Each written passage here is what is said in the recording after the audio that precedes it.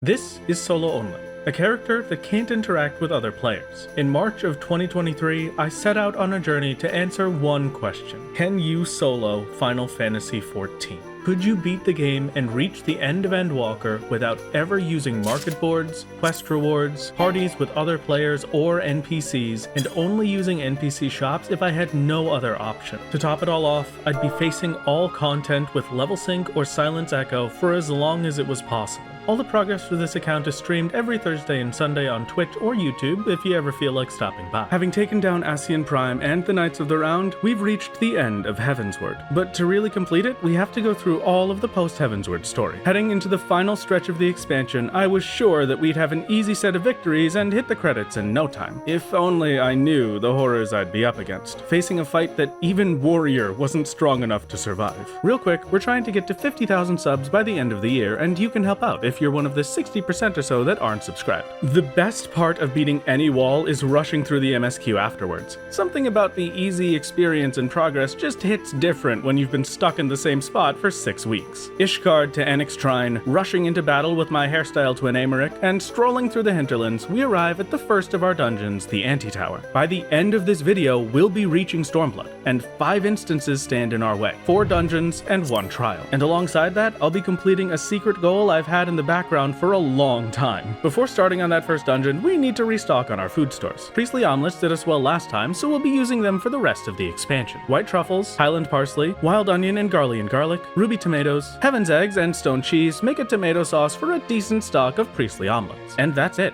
Just the smallest bit of prep and we're ready to take on the Antitower.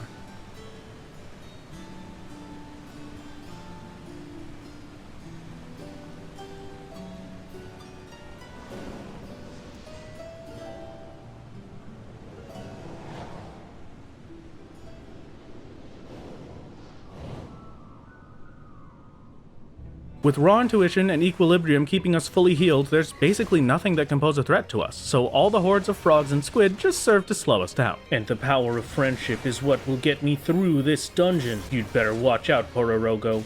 You won't last long once my friends are here, and with our power combined, we can take on anything. I'm sorry, we can pretend that didn't happen. We can just move on. This isn't lore accurate roleplay. Solo doesn't have friends. I didn't think about that, you're right. Slowly descending into madness, we reach the first boss, Zuroroko. Occasionally sending out a cone AoE, Odious Croak continuously hits anyone standing in it every second they're there. Note bubbles spawn around the arena, bursting and hitting anyone nearby. And Frog Song turns you into a frog for 25 seconds alongside spawning 2 choir frogs. In a normal party, killing the choir frogs turns the player frog back to normal, but we don't have that luxury, so it's 20 seconds of intense frog gameplay. Palace trained me well for this. And then the problem mechanic, Toy Hammer. A tank buster that causes a concussion, a 12-second long stun that increases the damage you take, followed by another Odious Croak for stupidly high damage in a matter of seconds. This single attack caused 12,000 damage, and that's only because of how fast I got out of the Odious Croaks. If I wasn't careful, this could kill me from full health. But that's it. From here, Zurorogo runs through all 3 mechanics in a cycle until you or the big frog is dead. 14 minutes later, right before a Toy Hammer that would have ended the attempt, the Frog Song crescendos in our victory, and we're moving on. AoEs and heals, we've reached the second— oh my god, Ziggy, hi! Ziggy, the greatest little Spriggan we've ever seen, is a nice and easy boss filled with dodgeable AoEs. Their main mechanic is the 4 rocks they spawn around the arena. Starting as some ridiculously large AoEs, the rocks persist afterwards and float around at the 4 cardinal directions. Eventually, Ziggy attaches a tether to a player, which needs to be blocked by hiding behind a rock. Stepping away from the rock will put the tether back, and once the attack goes off, the rock will start a second AoE after breaking. After 2 rocks, Ziggy's tank buster, Jittering Jab, hits for 4,000 damage. Unfortunately for us, that's the whole fight. Goodbye, Ziggy. I'll always remember you. And now, to ruin the good memories of Ziggy, we're faced with the most nightmarish final boss in the game, Calcabrina. The fight starts with 6 dolls, 3 Calcas and 3 Brinas. The Calcas shoot conal AoEs in front of them, and Brinas make donuts. Once all 6 are dead, they hop into the middle and fuse to create the worst creature ever rendered in 3D. Terrifying Glance is a cone used on a random target that confuses you if you don't face away. Since we don't have any other party members, this just turns into a 10-second long stun. Knockout hits for 4,000 damage. Brace is the wing mechanic from Ravana, knocking you back if you hit any of the shielded sides. And the final mechanic, Dollhouse, traps us in a doll, hits us with a damage over time time from a bleed and spins us around for 25 seconds before the doll disappears and we get control again. And that's it. Thank the 12 I don't have to look at this thing anymore. For your sake, I'll skip the death cutscene this time. Just like that, as quickly as it started, the first of our dungeon rush was complete. With a new friend at our side, Ham, named after one of my mods, we're back to progressing the MSQ. 30 minutes later, we've unlocked the next dungeon, Sohr Kai. A crazy amount of progress for just 3 hours on solo, but I wasn't going to push my luck on learning a new dungeon today, so we get to work on an incredibly important grind. Wondrous Tales, a weekly book we get from Chloe that, while we're below level 80 and have the Road to 80 buff, gives a guaranteed level on any combat class every week. This was all before Dawn Trail, so these days it's the Road to 90 buff, but you get the idea. There are 2 things I need from Chloe's Book of Scams. 2 or 3 lines will get us a silver commendation, which we can use for the strongest gear we can access ornate crafted gear, and the easy leveling it provided. After rushing through some dungeons and suffering to Lightning Grandpa for a while, it's time. Every time we complete one of the objectives, a sticker is randomly placed on the board. Once you've placed 7 stickers, you can choose to shuffle the board using second chance points, which we can only get once per dungeon. They're a limited resource, but we can only hold a maximum of 9 at a time, so rather than let them go to waste, we spent some this time around to try and get those lines we need. If I get 2 lines, we're good. If I get 3 lines, we're perfect. Yeah, it's a 2 in 9 chance to get at least 2 lines, and at least 2 lines is enough. We're not going to take the time to see if we get 2 or 3 lines. I'm going to click these 2 as fast as we can and just see what we end up with. No, man. Oh, that sucks. Not so lucky, but that's okay. There's always next week, right? For now, we get a bronze certificate, which doesn't have any real use at the moment, 500 poetics, and level warrior to 75. The next day, we're up and ready to take on Sohr Kai. Thank you for the dead bodies, whoever delivered these to me. I did need this. It's a nice little snack before we get to work. Wondrous Tales in hand, the next dungeon begins.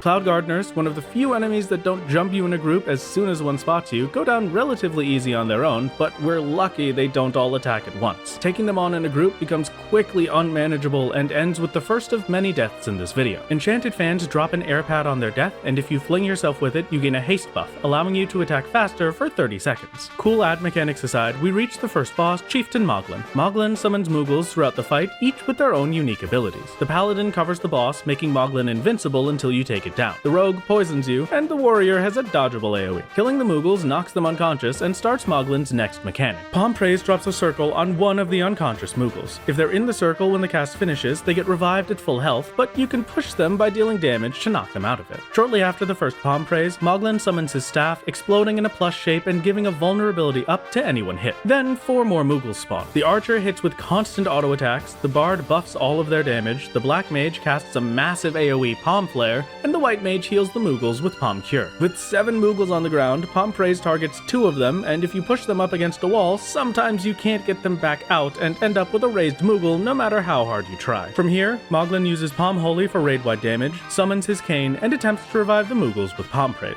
Slowly, keeping track of all my Moogles, the first boss goes down, and we're moving on. There aren't any fun mechanics for the next enemies, just a lot of them. So we're on to the second boss, Pokiraj. From an instant tank buster, rear hoof, to high-hitting auto attacks, things weren't looking too good. Burning Bright shoots a cone at Pokiraj's target, and if it isn't aimed properly, it'll destroy some of the walls at the side of the arena, revealing a damaging lightning zone. Occasionally, they'll fly off and land at either side of the arena, dealing more damage the closer you are to their landing point and destroying a wall. Then, Gallop has the boss dash through the center of the arena, knocking you to the sides. If the walls aren't there to catch you, you'll be dropping into the lightning, giving it damage over time to add on to the ridiculous damage we were already taking. Cloud Call is the worst of the mechanics for solo, placing a cloud on top of its target with huge AoEs that destroy the walls they hit. With a badly placed cloud at just 75% health, almost all of the walls are destroyed. I feel like there is maybe a problem with the situation at hand. With better drops, the final 2 walls lasted until 50%, and then we were on our own. Arm's Length can save us from the knockback, but with a 2-minute cooldown, it would only only be one time. Every mitigation, every heal, pushing Warrior to the limit of its abilities, we just barely managed to survive the lightning and move on towards the end. The final boss of Sohr Kai, Hraesvelgr.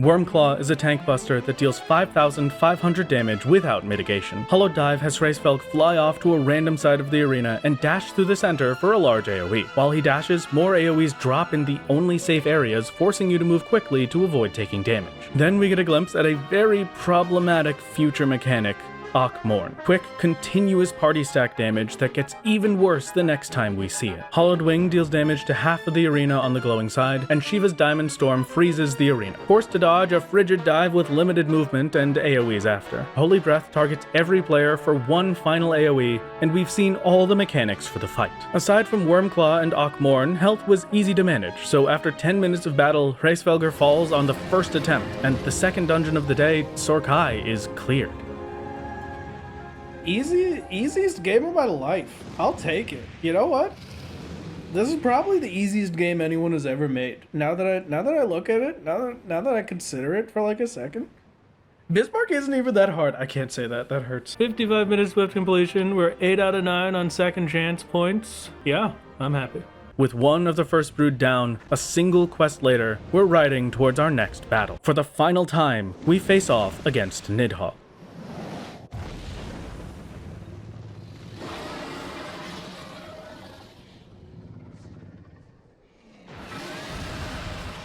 Unlike his dungeon variant, while he can't use the Sable Price to deal 10 million damage, he hits much harder and has a lot more mechanics to keep track of. And his first phase puts a full stop to our attempts. Scarlet Whisper is an instant tank buster dealing 5,500 damage. Deafening Bellow is a raid-wide 1,800. Following a roar, eyes appear under each player, dealing damage if you don't make it out in time. Moving to the center, Hot Wing hits everything to Nidhogg's sides. Then Nidhogg hits with Scarlet Whisper, Deafening Bellow, and a second Scarlet Whisper before becoming untargetable. Dodging some AoEs, Touchdown shaves off another 1,000 HP, and a new cycle begins. 2 Deafening Bellows, Scarlet Whisper, an Eye Beneath Our Feet, and Hot Wing. Nidhogg goes back and forth between 2 Bellows and 2 Scarlet Whispers until the damage becomes too much to handle, all of our mitigations run out, and we fall to this battle of attrition. Just under 3 minutes of fighting to only deal 6% of the boss's health. It seemed manageable. I could keep up with the damage if I was perfect, but this was really going to be a marathon of a fight to handle on level sync. After another death at 94%, we leave and re-enter on Silence Echo. Now we need to talk about the weird way that Final Fantasy XIV handles level ups. I'll give you the SparkNotes version, and if enough people want it, I can do a more detailed explanation later, but to put it simply, every time we level up, the gear I'm wearing gets weaker. It doesn't lose any stats, but for example, and these are not accurate, it's just meant to make it easier to understand, 1,000 defense at level 60 does not equal 1,000 defense at level 78.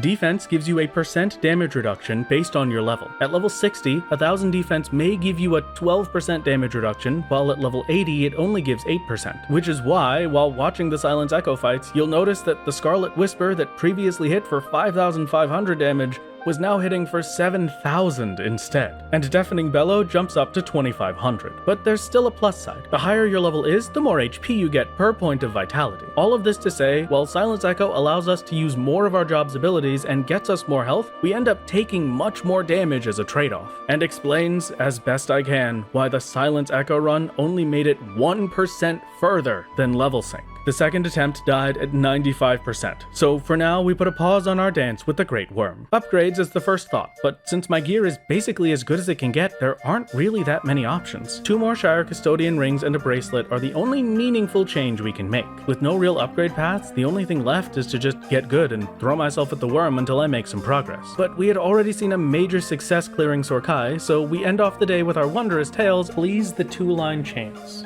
That's not a 2-line chance. Please, at least one. Oh my god!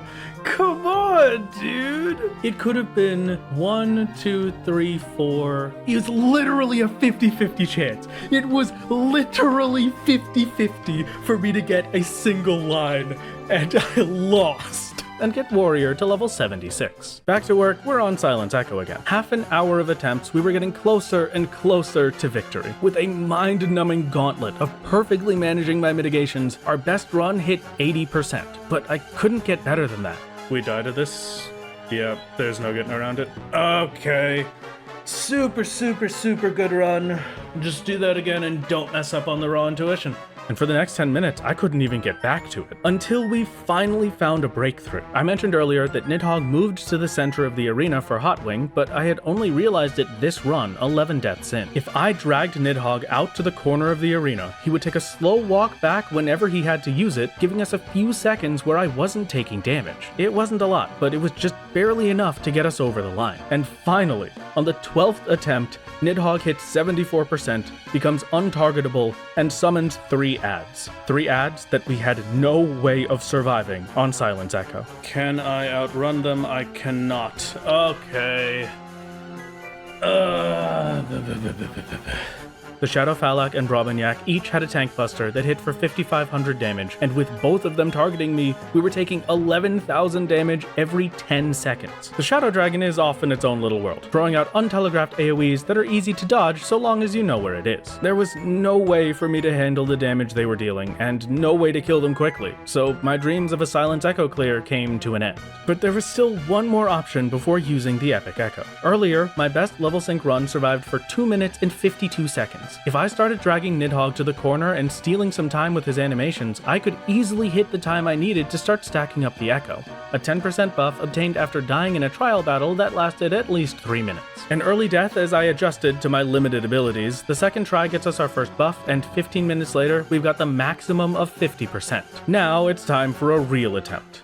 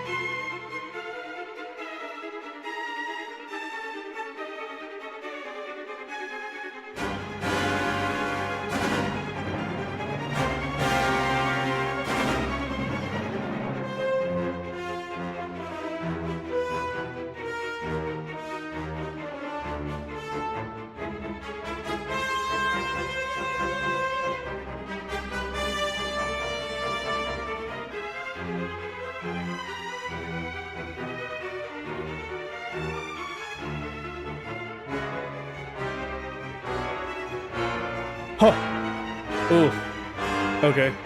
That's not good.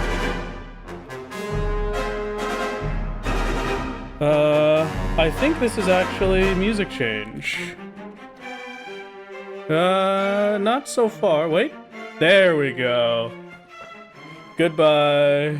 Oh, wait, that's livable. 35k? I'm at 50%, so I can't get more health than this. I don't think there's gonna be any way to live that. If we had Shake It Off, I could do it. The enrage for leaving the ads alive wasn't the usual 10 million, but I still had no way to get the 35,000 health I would need, so our level sync attempts come to an end. The only option left now is to break through with Epic Echo, a buff that gives us more than enough health to survive at 65,000. Pushing on to the ad phase, we managed to kill the Falak and Brobignac before the enrage starts, and with a big shield from Warrior Shake It Off,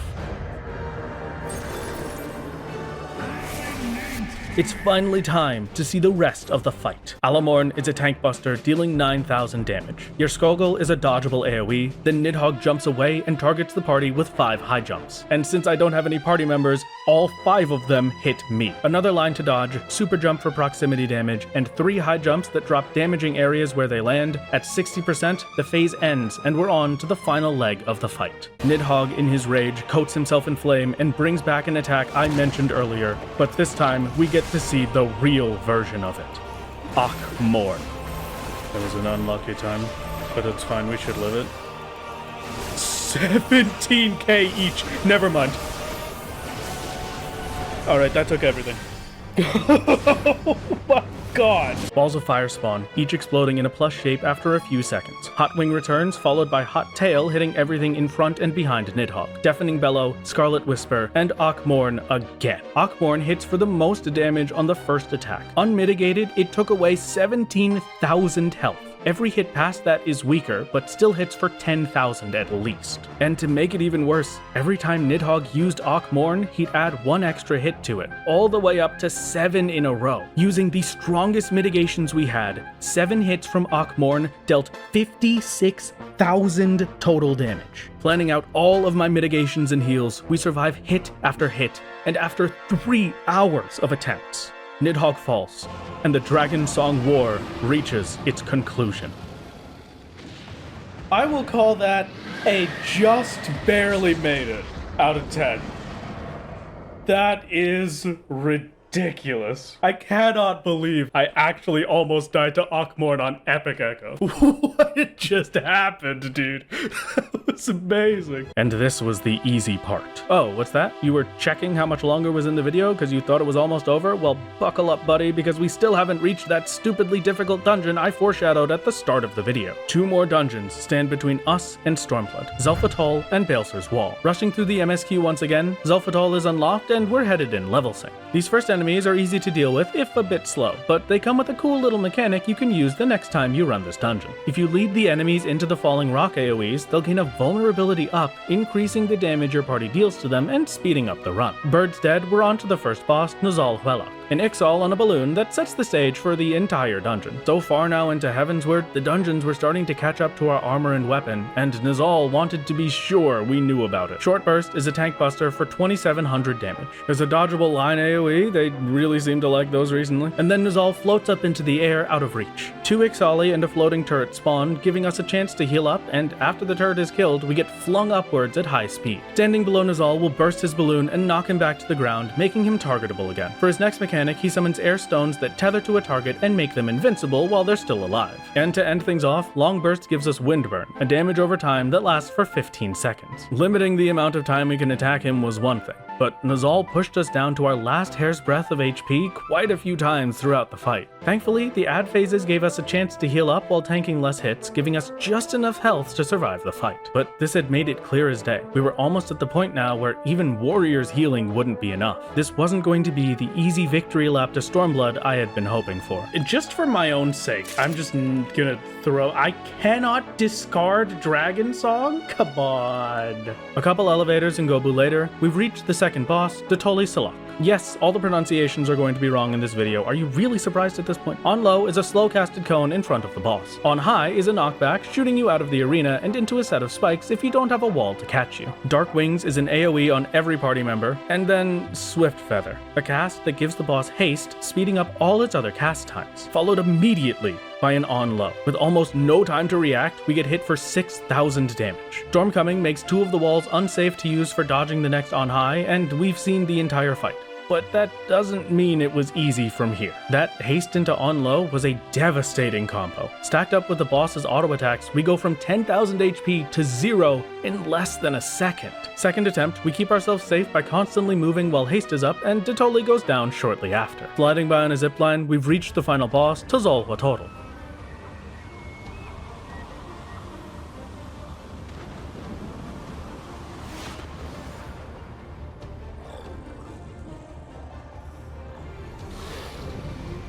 Where's his face? Hold on. Oh, I see. He's got like a mouth there. Now it makes sense. Okay. Aside from another boss pushing us to the bottom of our health bar with just auto attacks and tank busters, 90% of this fight is dodging AoEs, making it a pretty easy one to handle. There are multiple attacks that share the name Hawk, but the only one that really matters to us is the party stack, dealing 5,500 damage. AoEs and party stacks. This is the easiest boss of the entire dungeon and goes down on the first attempt. Xelphatol complete.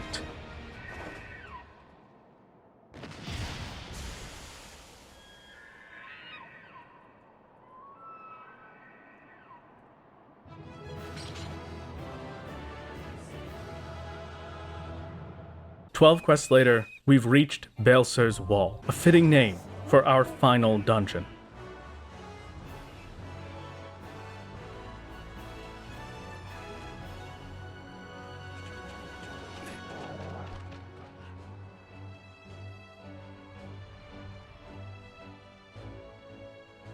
Starting things off level synced, we're immediately met with a reality check. Synced down to the maximum gear level for this dungeon, we're brought down not once, but twice by just the first set of enemies, followed up by the first boss, the Magitech Predator. It starts with, actually, no. I'll just let you see it for yourself.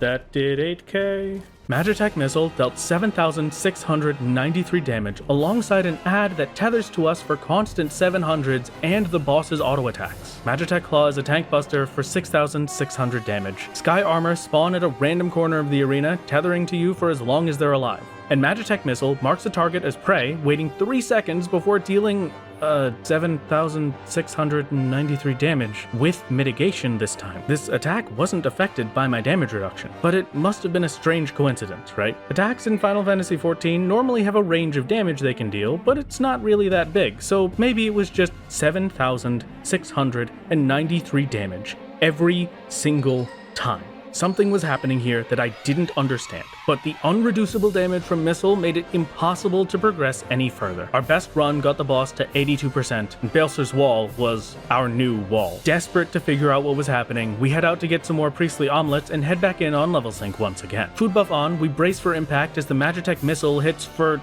8,070 damage? Why was it different now? What changed? What had I done to make... My health went up. Food buffs increase your health, and suddenly the damage was higher than before. Magitech Missile was hitting for 8,070 damage, exactly half of my maximum health. And there was no saving grace here.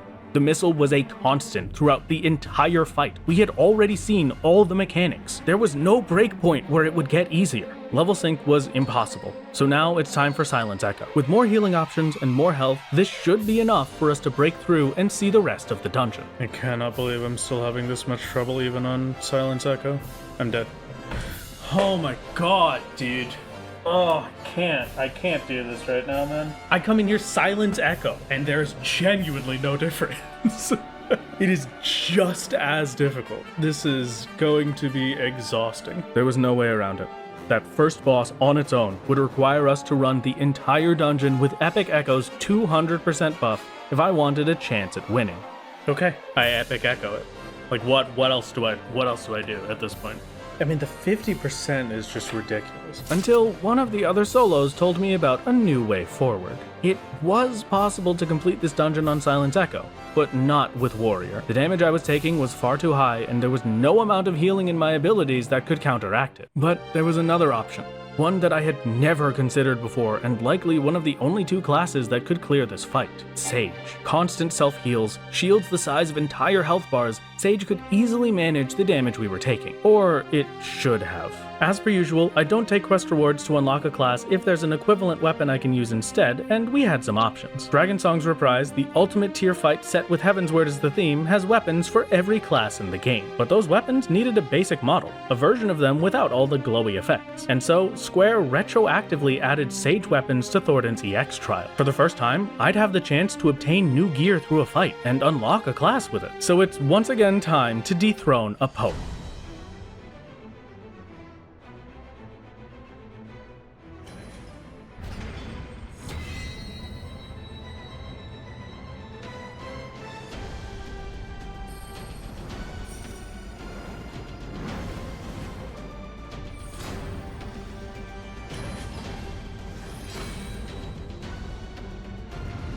Yeah, okay, not really. Yeah, no, man, come on. How do I die to just the normal dude?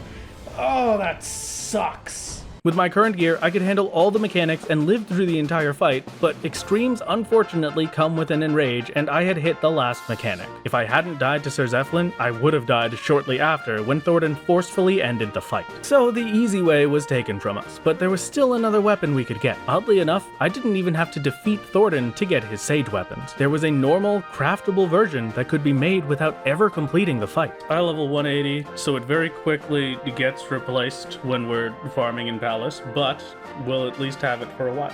Before we can get them, we need some small gatherer upgrades, so I unlock the geological folklore books to get some rare materials out in the world and grab a new set of miner tools with scripts. Custom deliveries gets my goldsmith to level 64, and we're off to the Sea of Clouds to start collecting materials. I never unlocked flight in the Sea of Clouds, and I'm pretty sure the legendary node requires flight. Rushing to unlock flight before the legendary node despawns, we grab the final Aether Current and miss the node we wanted. But there was another node up in the Churning Mist that we just barely had the time to make it to. How long is your white beard now, Grit?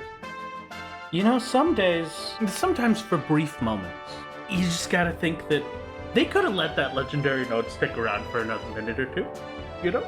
Why did they have to get rid of it the second I got over to it? Everything in the game is just Yoshi P using sock puppets to spite you. The gathering nodes may hate me, but we continue on all the same. 3 glass fibers, smithsonite ore, crystallized sap, astral moraine for light-kissed aether sand, blue mithrite ore, 27 Razix sap, iron ore, icon mithrite and metal, mithrite ore, a full set of goldsmith crafting gear, platinum ore, rarefied somalt hearts for scripts, copper ore, rose gold nuggets and cogs to make a high-quality calibrated rose gold cog, which unlocks Master Goldsmith 2 recipes and allows us to make platinum ingots, then luminous fibers, heaven's egg soup, a new blacksmith offhand, high mithrite ingots, an icon iron ingot, and finally, after one of the longest crafting sections I've ever had for a single item, we've got our high quality Milprees of the round, and Sage is properly unlocked. Now the goal was to get Sage to a higher level, with our best chance becoming available at level 76 when we unlock Hollows. For our main leveling method, we use the weekly Wondrous Tales and challenge logs. Palace of the Dead can supplement this if we really need it, but at level 70, it wasn't going to get us much progress. This was the stream immediately after I made some questionable choices with my life, and the game decided to help me commemorate that moment. Horse! Horse, horse, horse, horse. New horse obtained, baby! Is it the Mountain Dew? I can't escape it. I bought 43 bottles of Mountain Dew Frostbite, and would you believe it? I got the Frostbite horse. And now I get to give everybody a wonderful reading of The Boy and the Dragon Gang.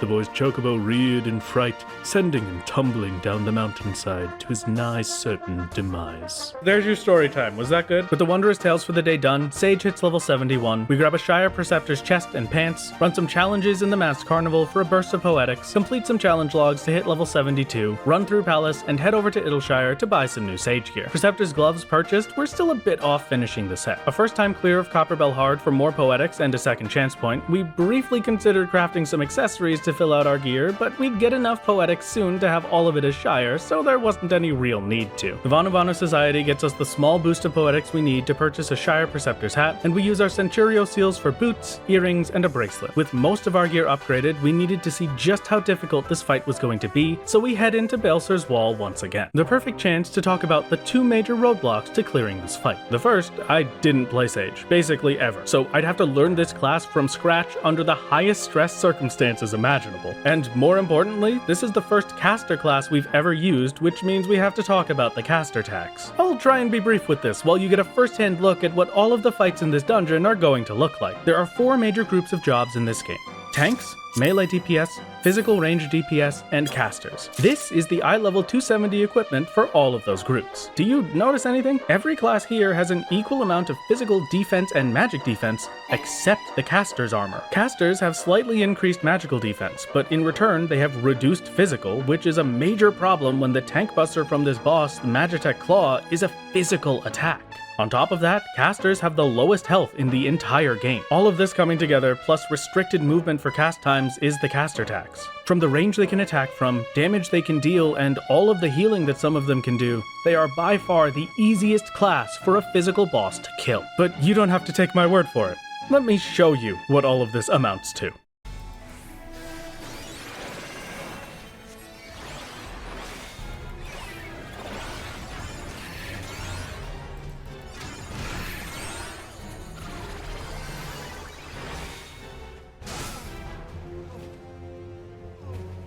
My first try was obviously not great. I didn't have a shield up, I hadn't used Caracol to mitigate the damage, so let's take a look at another attempt.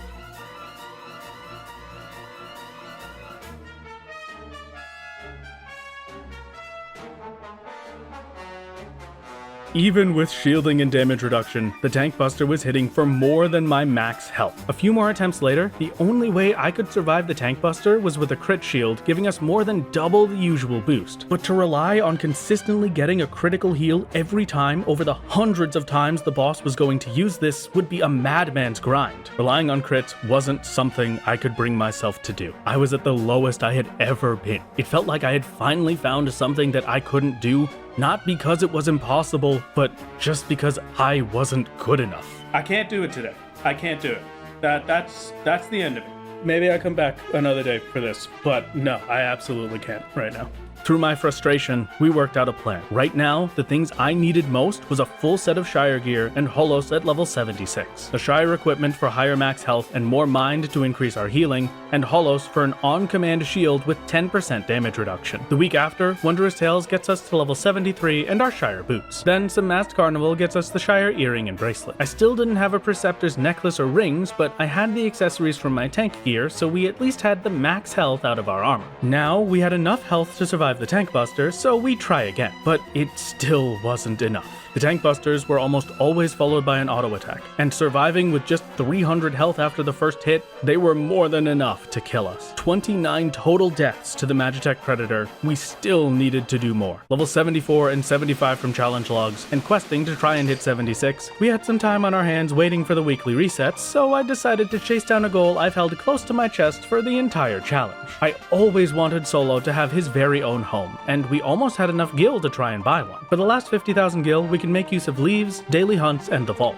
As a blue mage, running through the vault and killing all the enemies before the first boss can get you around 6,000 gil in 1 to 2 minutes. But for now, I wasn't confident with blue mage, and warrior does it too slowly to be a good substitute, so we finished the last 7,000 gil with birch syrup leaves. With this singular leave turn-in, Solo finally has the money for a house. It's time to go house shopping. And boy, did we find a good one. It is not enough to buy the actual house, but it is enough to get the plot, and then once we have the plot, we will have 45 days to purchase the actual house. This is so insanely perfect for our silly little Solo. Look at this. This is amazing. This is perfect. This has to be it, right? And there are 0 participants. We enter the lottery, I understand, have your 3 million gil. Now we're out of money. We didn't have enough gil for teleports, let alone the 450,000 I'd need if we won the house. Using up our adamantite for adamantite rivets fills our wallet again, and we rest until the next stream. This is the house. Wait, nobody's built it. Nobody's built it? Hold on. Oh my god, we got a house. And we are the sole entrant. The Solo only continues. We did not have to cheat to get a house. I am the only one that participated in the Oh my god, I love that. Wondrous Tales gets Sage to level 76 and unlocks Holos, the final piece of the puzzle. But our hearts were set on making money. Spamming runs of the vault, we're 50,000 gil away from our home and decide to finish things off another day. Then it was time. Hunt logs for Centurio seals and some quick gil, and finishing off with more vault runs, we had all of the money we needed, and Solo's very own home was created. We had stalled for long enough that my Sage was finally ready. One final upgrade. I took the gamble, believing I wouldn't return to the Palace of the Dead, and spent the last of my Aether Pool to get Pajali Milpreeves, the second strongest Sage weapons in Heavensward. My gear was perfect. I had all of the levels I needed. There were no excuses anymore. Once I entered the wall, I would either come back out a failure or the greatest sage I had ever been. So we enter Baelsar's wall. One more time. Good luck.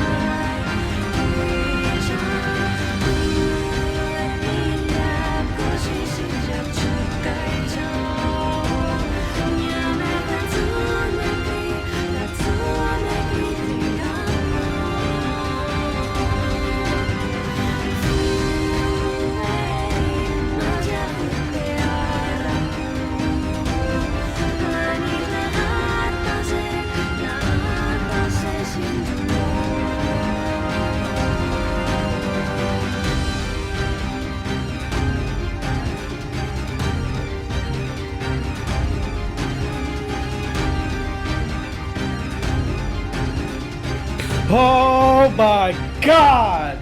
There we go, dude! Okay! Oh, I've got an hour. Okay, we've got an hour. We've got to go. Magitech Predator down, it's a race against the clock. With how low Sage's damage is, we would only have time for 2 deaths at most. The rest of this run had to be perfect. Losing 10 minutes to a seemingly endless conveyor belt of enemies, we reach the second boss, the Armored Weapon. Launcher is a weak raid-wide attack. Distress Beacon summons 15 Magitech slashers, pushing us to the limit of our healing by sheer overwhelming number. And Dynamic Sensory Jammer marks its target with extreme danger. If you move or attack while this is active, you'll be hit for massive damage. Magitech bits spawn, leaving a cross grid of AoEs, but they don't pose much of a threat. After nearly a dozen close calls and a 10-minute long battle of attrition, the Armored Weapon goes down on the first try, and we're on the final stretch. 33 minutes left on the clock. We're at the final boss, the Griffin.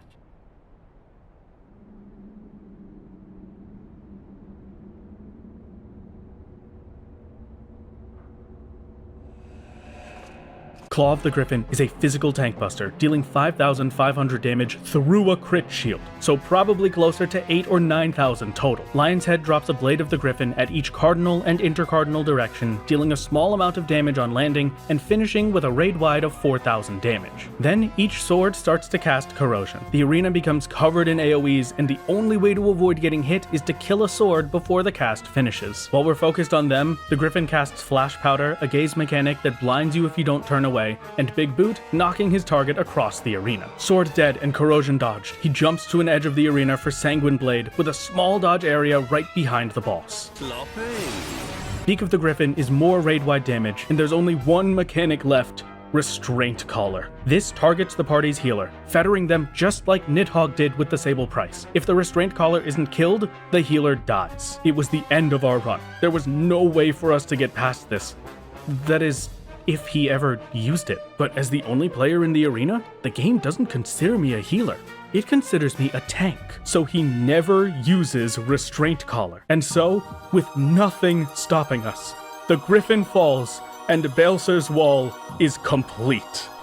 Balser's Wall is finished, and Heavensward is done, dude. All right.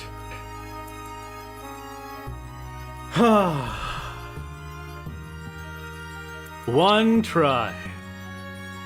As soon as that first boss was down, the rest was one try. Finally, on the 32nd attempt, we get our bullpup, Gaius, and the final wall of Heavensward is over. We are free. Oh, I love him so much. Elated with my accomplishments, barely able to recognize myself, this truly felt like an achievement. From our humble beginnings, we've made it through yet another expansion, with a final time of 472 hours. For over a year now, I've been barraged with questions on Solo's end, with everyone talking about one thing: Susanoo. And right here and now, I'll tell you. In these final moments, as we head towards the expansion I've been dreading since the very beginning, we've already done the impossible once beating Bismarck, and we found a way to do it again. I'll be clearing Susanoo completely solo. I'll see you in Season 3. My God! Yes! Yes! Oh! Come on, no, okay! Oh. As we got floated up, are you kidding me, dude? Let's go! Thornton falls on the first attempt to a solo, level-synced warrior.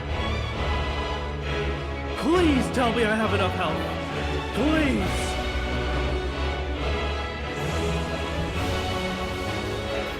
Yes!